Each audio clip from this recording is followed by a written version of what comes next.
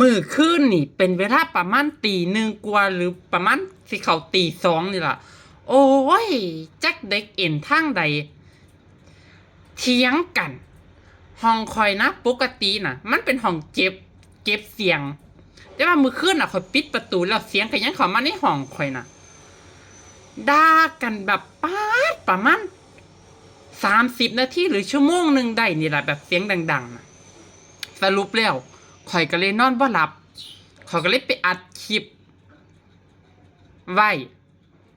แต่ว่าของข่อยก็เอาคลิปยาวลงแล้วล่ะในบ้านแดงน่ะเขียนคำว่าเด็กเอ็นทะเลาะกันตอนตี 2มูเจ้าสิได้เห็นว่าเสียงมันดังคักปานใดแต่ว่าเสียงอยู่ในโทรศัพท์น่ะมันสิบ่ค่อยดังเด้อเพราะว่าข่อยเฮ็ดเสียงคอยไว้เพราะว่าเสียงมันดังอีหลีถ้า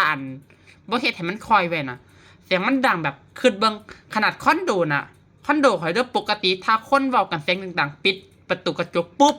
สิบ่ได้ยินเสียงหยังเลยแต่ว่ามื้อคืนน่ะข่อยได้ยินจนข่อยนอนบ่หลับข่อยเลยไปอัดคลิปไว้แต่ว่าคลิปน่ะข่อยก็บ่เห็นหน้าเห็นหยังเขาได้เพราะว่าข่อยบ่ฮู้ว่าเสียงมันมาจากไสข่อยก็เลยได้ถ่ายแต่อยู่หน้าระเบียงข่อยแต่ว่าเสียงน่ะก็ยังเข้าโทรศัพท์ข่อยได้น่ะคิดเบิ่งเอาเพราะว่าแล้วข่อยน่ะก็อยู่ชั้น3เด้คิดเบิ่งเอาว่าเสียงมันสิแห้งคักปานใดแต่ว่าหมู่นางน่ะก็บอกให้นางค่อยๆแต่ว่านางก็บ่ยอมค่อยนางก็ตะเป่งเสียงเขามาฮอดห้องข่อยจนข่อยบ่ได้หลับบ่ได้นอนถ้าหมู่เจ้าอยากฮู้ว่าเขาทะเลาะกันเรื่องหยังหมู่เจ้าก็เข้าไปเบิ่ง